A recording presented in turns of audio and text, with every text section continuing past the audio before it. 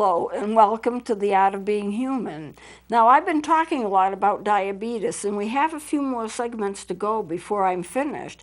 But I think of all of the chronic illnesses, even though they're all terrible, even though that they cause problems, you can get into trouble very, very fast if you're a diabetic, because diabetes affects every single cell of your body. It affects every organ of your body. And if you stop to think of it, if you're a diabetic, your blood has too much sugar in it. The sugar is called glucose because that's what the body runs on. Everything that turns into sugar in the body, it's called glucose. But your sugar level, glucose level, is way too high. And where does your blood go? Everywhere in the body. It deposits itself and gets involved with every single organ. So every single organ is affected by the fact that your blood sugar level is too high. Now, just take an example. You have tiny, tiny blood vessels in your fingers and also in your toes. These are called extremities. Toes and fingers are extremities. They have very, very tiny blood vessels in them. And what happens to blood that has too much sugar? Well, it gets sticky.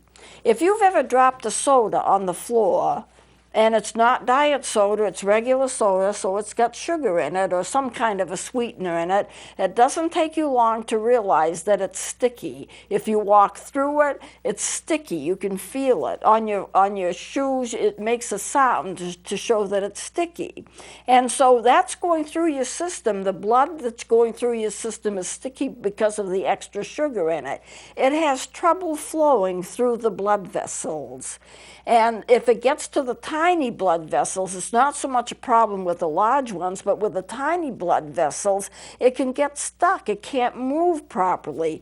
Plus the fact that if you have excess sugar, what happens is that the nerves don't work right either, so that you get neuropathy symptoms. So you have a circulation problem because the blood has trouble flowing through the blood vessels because it's too sticky, and then you have the nerves that can't work right because they have that sticky blood on them too, so you start to get neuropathy symptoms. We will be going into that a little later. And you have circulatory problems, so every single organ and every single cell of the blood is affected by the fact that your blood sugar is too high.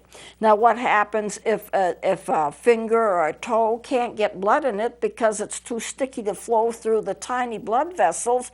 Well, the cells aren't getting the nourishment they need. They start to die. And when they die, they turn black. Pretty soon you have a blackened toe or you have a blackened foot, and that's going to increase and that's going to spread. So what you have to do is sometimes go through a kind of amputation where a toe is removed or a finger is removed because it's not getting circulation. And if it's not getting circulation, then the organ is going to die. And what happens with the brain if it's not getting circulation? You start passing out, you start getting dizzy, you get the hypoglycemic reactions, which I am going to go into also in a little later time. So there's a lot to it, and the thing that makes diabetes so tricky is the fact that you have to eat and you have to balance your sugar with your insulin or with whatever other medications you're taking, and you have to do it on a daily basis.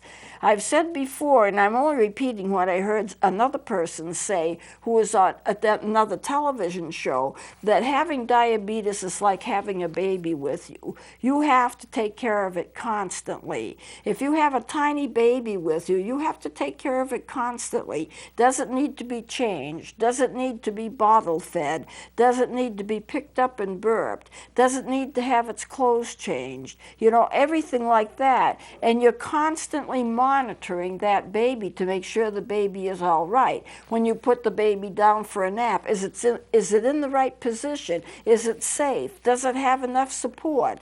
On and on and on it goes. So you travel with a baby. What have you got to bring? You've got to bring the bottles, the foods, the soft foods if the baby's on soft foods yet. You have to bring everything you need, the rattles to play with the baby, the diapers to change the baby. It's a constant, constant, constant care.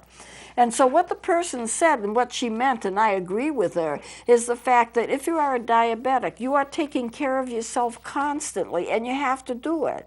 Because if you don't take care of yourself constantly, you're going to end up with some serious complications, which you may anyway.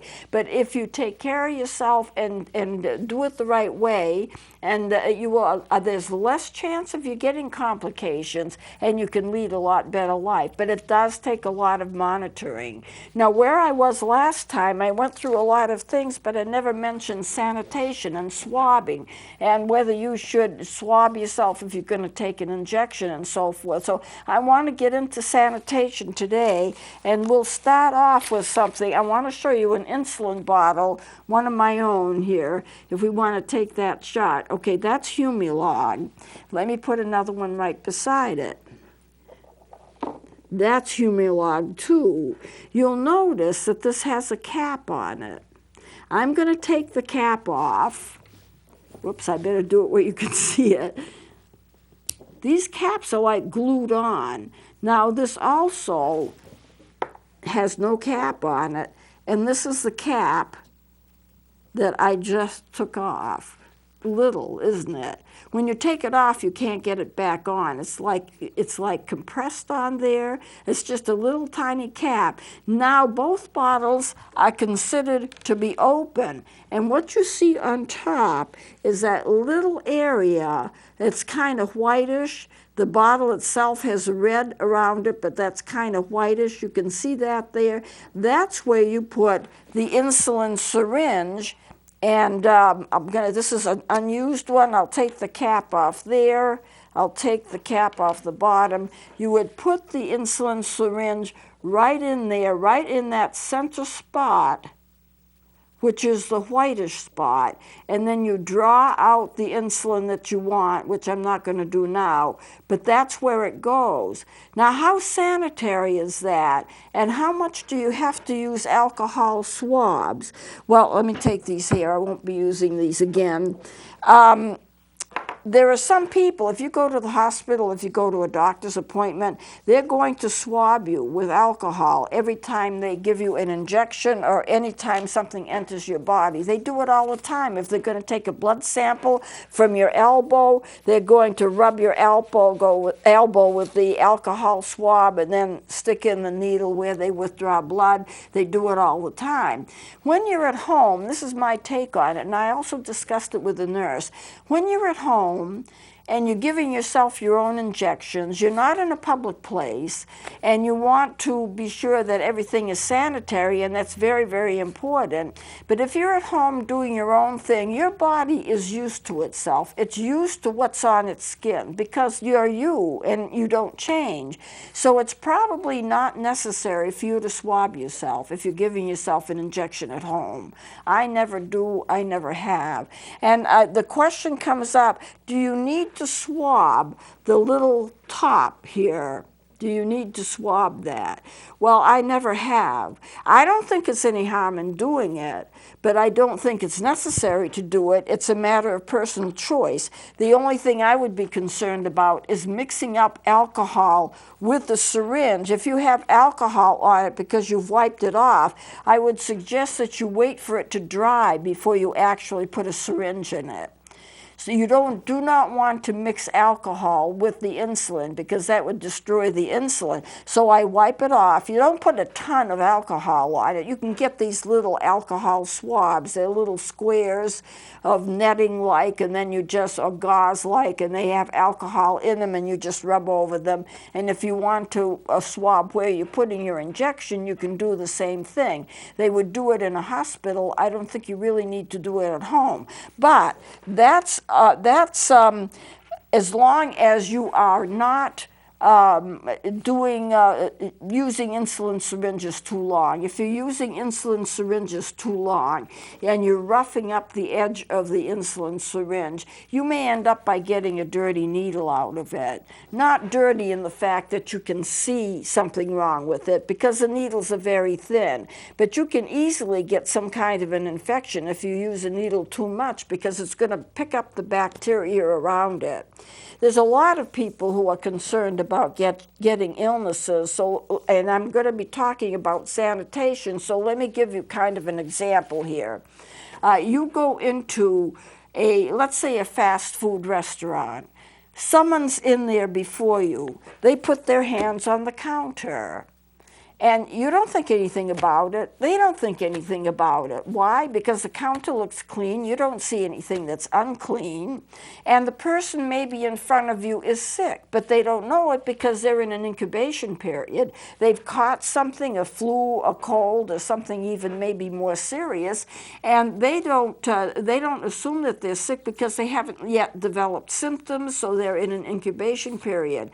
It's your turn next. You put your hand on the counter, right where they put their hands on the counter. You don't think anything about it, but you've got a little hangnail or a little cut or a little bruise. It doesn't take much. A tiny opening is all it takes. You put your hands down, something, a little residue from the person before you gets into your bloodstream, and now you're in an incubation period, and before you know it, you have the same illness as the person has before you. That's how you spread infection.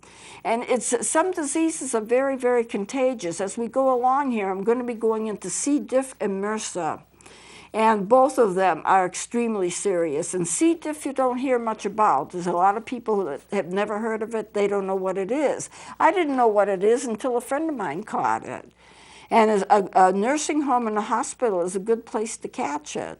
So there's lots and lots of importance. And when you're injecting yourself, you're going into your bloodstream or you're going under your skin. And anything that's on that needle goes under your skin with it. So that's one of the reasons it's very important to be sanitary and change the needles very frequently, usually after a one-time use. But if you have to use it more than one time because of financial considerations, at least change the syringe every single day. And then if you get something on it, or if you find that you've drawn a little bit of blood from an injection, don't use it at all after that. Toss it in the appropriate way. So swabbing is important in hospitals, and it's important in nursing homes, doctor's offices, depending upon what you're having done. But it may not be necessary for you to do it at home unless you're using a needle too much. And if you're not using your needle too much, you're probably pretty safe not to do it. I've never done it.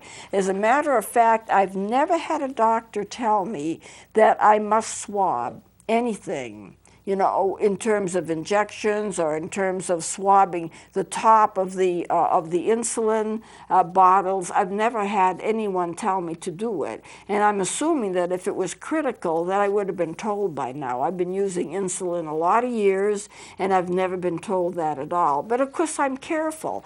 You need to if you're out in the restroom somewhere, even in your own home, but especially in a restaurant. Some of these restrooms, they're not necessarily all that clean. You should wash your hands. You should be very careful about washing your hands. I planned to bring with me, and I didn't do it, I just forgot it, but the hand sanitizers, it is true that there's a lot of alcohol in them, and they will destroy about 98% of all the bacteria that's on your hands. So they are fairly effective, but they're not as good as hand washing. And they're kind of sticky to the skin after a while. After a while you want to wash your hands just to get the stickiness off.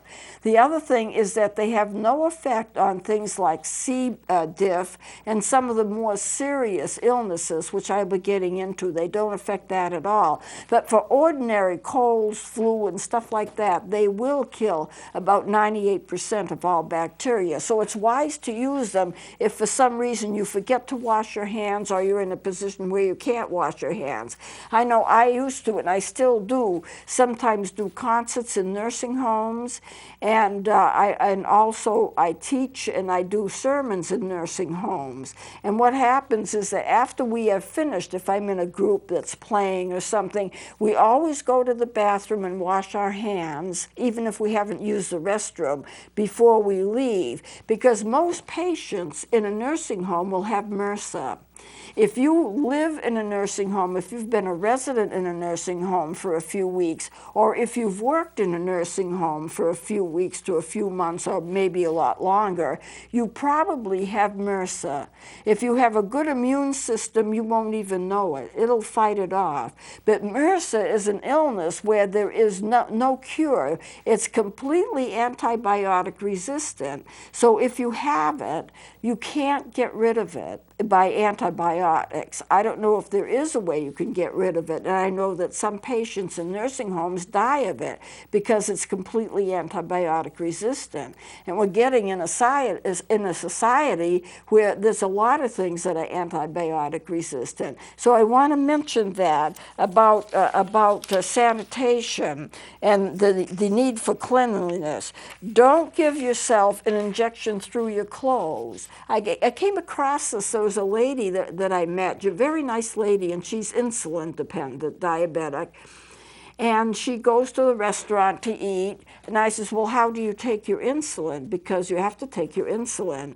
And usually you take it just before you eat, but if your digestion has slowed, you may be able to wait and take it after you eat. And that's usually what I do. She says, I don't have a problem. I take and prepare the insulin, and I just jab myself at the table. I says, well, people can see you do it. They don't pay any attention because I don't pull my shirt down or my shirt up. I just do it right through my clothes.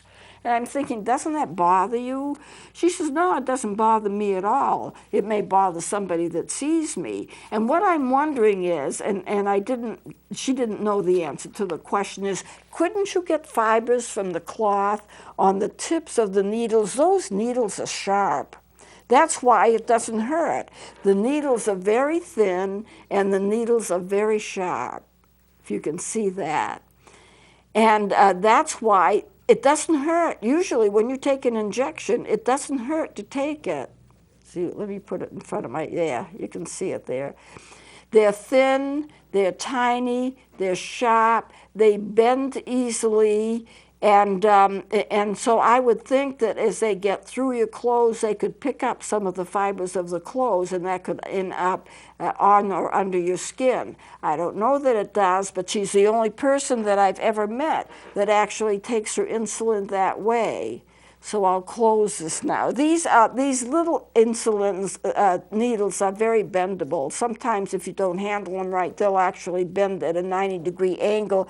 And of course, you can't use them then. You can straighten them out some, but it's a dangerous situation to have one break off in your skin. And so I've always read, it's never happened to me, but I've always read, if you get an insulin needle and it breaks off and it's in your body, you should go to the emergency room because it is considered to be an emergency, just to let you know that. So the other thing you should be careful about, you shouldn't keep putting your hands on your face. We always put our hands on our face. We lean our hand against, like that. We're always blowing our noses, or we're fluffing our hair, or we're rubbing around our eyes. We have a lot of contact between our hands and our face, and we should not put your hands on your face unless it's absolutely necessary when you're cleaning yourself or something like that. But to constantly have your hands around your face, your eyes are an orifice. Your nose and your mouth is an orifice. An orifice is any opening. Your mouth opens, your nose is open, your eyes, you can get things in your eyes, Any orifice on your face can pick up any kind of bacteria. So it's better not to have your hands all over your face, just to give you that kind of a clue. Okay, what else do I want to tell you about that? Be careful about leaning on your face. Now, how do you get infected? I've already kind of discussed that. The best defense against the infection is hand washing. And sometimes it's a royal pain, you don't feel like doing it. But that's what you should do several times a day, whenever you're in the bathroom and you leave the bathroom, especially if you're in a restaurant because you don't know how clean the bathroom is. And I can tell you, I've been in some that have been pretty awful. Wash your hands. It's better if you can, if you're going to take a shot after you eat. A lot of people head for the bathroom and take the shots in the bathroom. Better to do it in your car when you get out to the car, to do do it rather than in the bathroom, because you don't know how sanitary a bathroom is. So, and also, of course, handling door handles, that's very, very unsanitary. There are all kinds of germs on door handles. And if you're doing shopping, the carts, grocery carts, they're very, very unsanitary. You don't know who's holding on to what handle that you have or what's wrong with them. So they do have handy wipes now, I notice in grocery stores, that you can wipe off the handle of a grocery cart so your hands aren't on them. And that's a help, you know, so you kind of disinfect them before you use them. So we tend to go, in terms of sanitation, we tend to go in two different directions. One, we become so clean that we're almost paranoid about it. We can't do anything without washing our hands. The other is we become so careless. Oh, I've got a good immune system. I'm not going to bother with it. I'm busy. You know, if I were to do anything, I would take that approach. Go to a restaurant and say, gee, I've got so many errands to run, I guess I won't bother washing my hands. But that's a mistake. You really need to do it. You need to do it for your own safety. But you don't have to go and become so paranoid that you don't dare to do anything, you don't dare to touch anything. Most of us have fairly healthy immune systems, so a lot of the things that we would have on our hands for bacteria, we can fight it off anyway. As a matter of fact, a lot of people don't realize this, but diabetes is an autoimmune disease. It's when your immune system is so good, it starts attacking yourself. Autoimmune means that you are attacking yourself. You know, your beta cells in the pancreas that produce the insulin, the other cells, the immune cells, attack it like it's an invader and destroy the beta cells. And as a result of that, you get diabetes because you destroy the cells that cause you to, that produce the insulin. Now, we're running out of time. I didn't expect to spend this much time, but it's important. But I'm going to close it here, and I'm going to go into something else next time. I'm going to go into foot health, how to take care of your feet, and why that is so important and critical if you are a diabetic. So we'll close it there. Please join me next time.